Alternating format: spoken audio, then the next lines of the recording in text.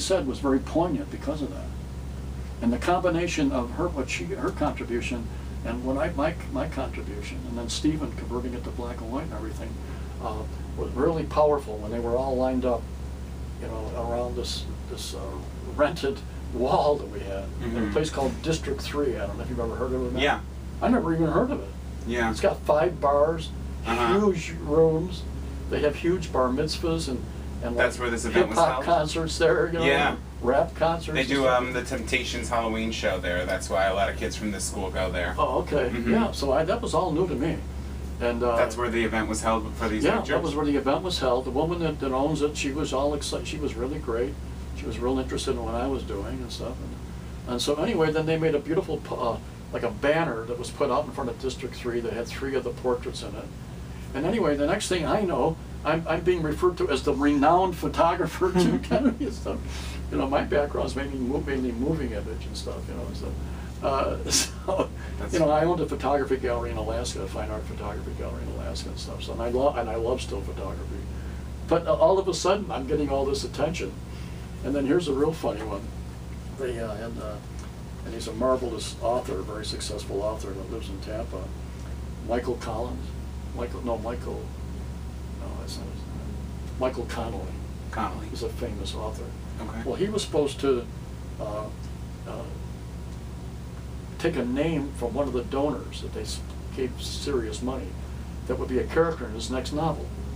And they did it when my wife worked at Tampa Prep, and they did that for a fundraiser there, and people paid serious money to get their name in one of his novels. Oh, wow. Yeah, it's a pretty nice, interesting way to raise money.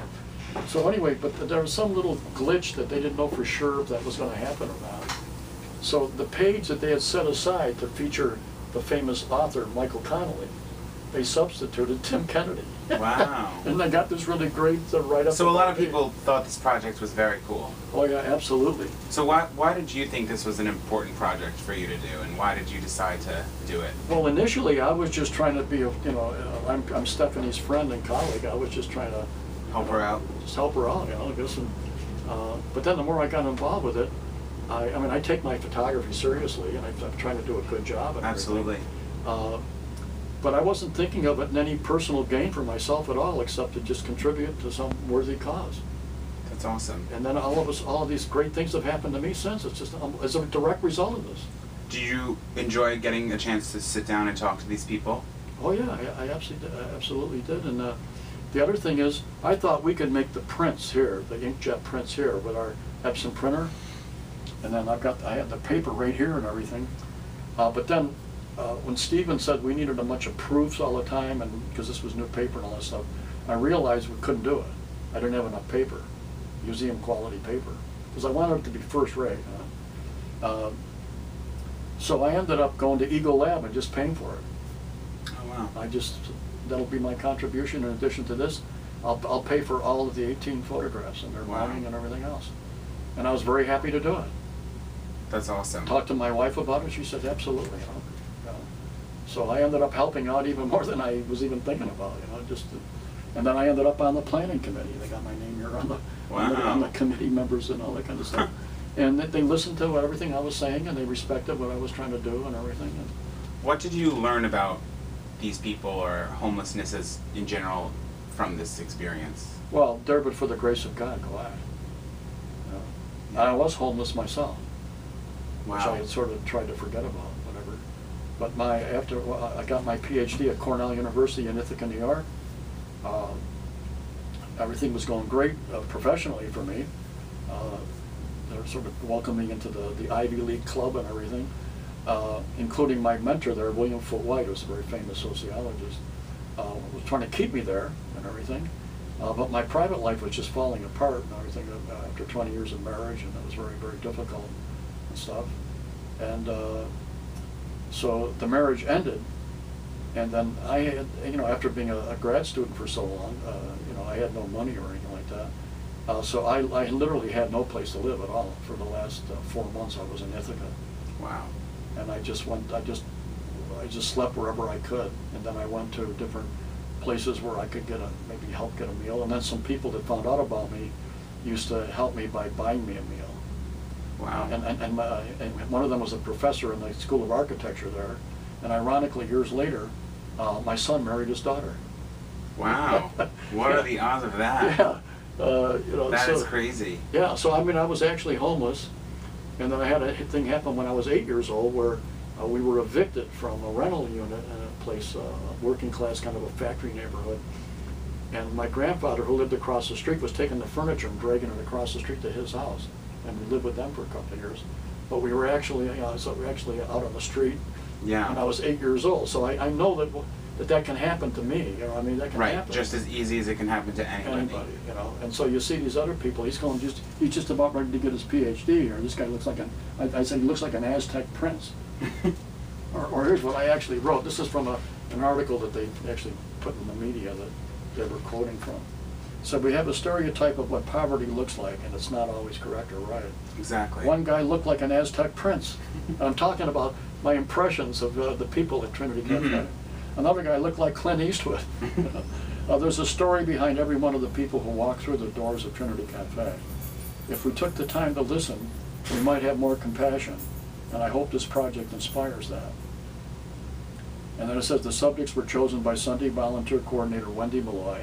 And then after a while, as I got to know them, she would say, well, what do you think, you know, we needed a mix of people, what would you recommend and stuff? So I got involved in that part of it.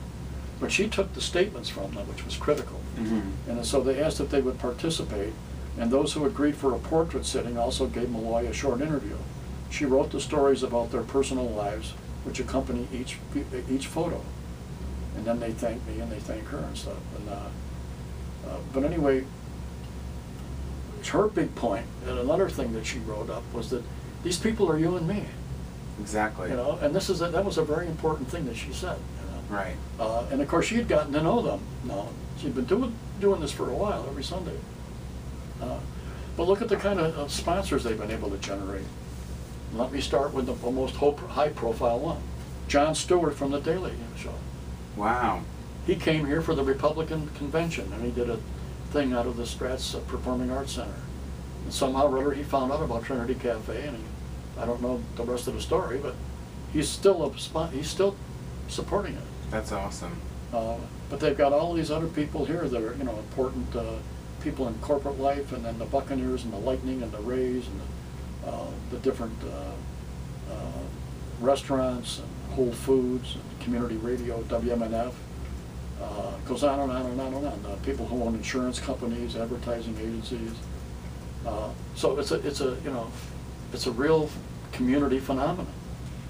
And of course, they're linked to metropolitan ministries and all these other things. So, you know, people can network through them to find maybe a place to stay, or you know, other options or ways to, you know, to get back home or whatever it might be. So. You know, and then the other thing I liked about it, they didn't lay any heavy trips on people. Like when I was up in Alaska, I worked a lot with Native Alaskans, you know, and they would go like to the Salvation Army or someplace, and they'd have to pray for hours. You know, like in some of these mission places they went, they'd have to pray. I mean, I'm not exaggerating. You know, maybe a couple hours. Wow. To get a bowl of soup, you know, or something like that. So they're just here to help you. All they do is all the volunteers, and then they have all these different community groups, including UT, that have volunteer groups that come in and take over the serving that day. And they have people come in and play guitar and sing and stuff, you know. Do they serve food 7 days a week there? I'm not sure if it's every day or not, or if it's every meal or not. I'm not sure of that. I know they have lunch and breakfast, and you know, I don't think I'm not sure if they have dinner or not. Wow. But anyway, I forgot my point now. Sorry. Yeah, I forgot my point. Well, so, you know, so it was just. Oh no, here's what I was going to say. So anyway, the servers that come in, and they could be the Buccaneers, football players. So it's volunteers from all It's all over. volunteer. They come in, and then Wendy, they get in a circle, they hold hands, and then they have one of the people that's been serving there for a while, like Carmen or this woman here or this woman here. These are three servers who used to be homeless. Wow. And they just say a simple little thank you kind of prayer. It's not, you know, it's not Jesus oriented or anything like that. Mm-hmm. And you know, and it's kind of like a little reverential kind of a thing, just very short and sweet. And then they okay, let them in. You know, they open the door and they come in and they get in line. You know. Wow. And it's run like clockwork after that. And then the first day I was there, you know, I was just standing around, just kind of watching what's going on there. And so the way I didn't realize that where I was positioned was right next to where they would be leaving. I was right, like they'd have to walk right by me. And every one of them, I guess, thought that I was the director or something. Oh. And it was just interesting because no matter what they looked like, they were incredibly thankful. Wow. I mean, it was really touching. That's awesome. It wasn't just some slick thing they were just saying because they, you know, just to say it. They were genuinely I could tell it grateful. was genuine. Wow. It was really genuine, you know. Or some of them would see, they spot me at the last second and then try to reroute to make sure that they said thank you to me and stuff like that. So these people were incredibly Some grateful of them just looked for real your hard, act of kindness. real hardcore. They looked real hardcore. And they were still very thankful? Yeah, like, you know, they could blow you away in a second, you know, Wow. you know, like they were packing. Wow. You know, and there they were. Some of them came in there. I mean, they didn't even have. They had like, well, like it'd be really raining, and they had the most filthy foot gears, you know, that was just ripped all apart and stuff like that. That was just pathetic. And you know, the worst thing was this guy here. When he got up one day and was getting ready to walk away, I saw something came out of the bottom of his pants, like. And you know, I could there and walked there. God only knows how long it was in his underwear. It was his crap. Oh my gosh. It was his feces. Wow. A big chunk of it. And it was harder than a rock. And it was in It his must have been in there for underwear? weeks. Wow. So these people are So he living was very incapable of even filth. functioning at that level. Wow. This was his one contact with civility and compassion. And he never, hardly ever, I noticed he wasn't connected to anybody, talking to them or anything like that, like everybody else. So that's when I noticed him. Wow. And then when I told him he was going to get a picture himself, as well as the one that was going to go in the exhibit, that's what he's the one that said, I'm going to give that to my sister, because she's the only family I've got. So in your opinion, do you think that why do you think people are so quick to judge homeless people? Well, because most of the homeless people are in urban areas.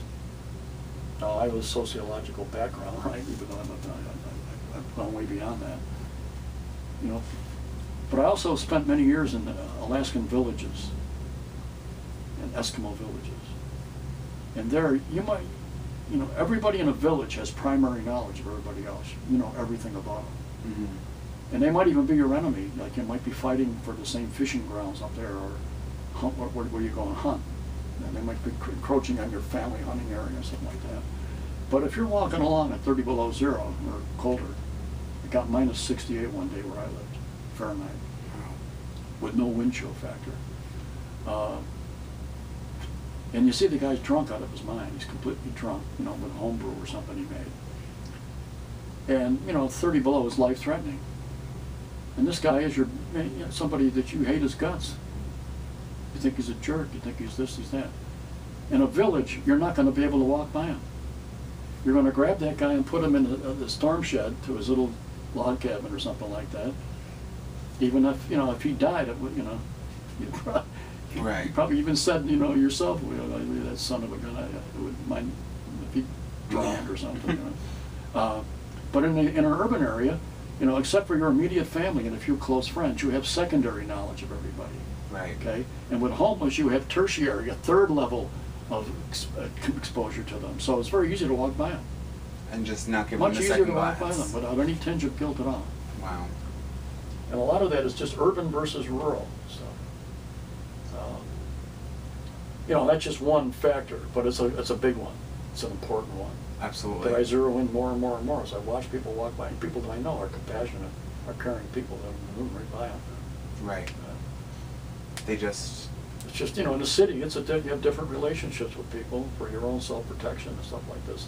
And that you don't have primary knowledge of everybody. Right. Like you do in a village of 400 or 200 or 100 people. And I've been in villages all over the world, you know. I lived in Fiji for a year, and I got the chance to be in a lot of villages. You see the same thing being acted out there. And that's why I think this project is so cool, is because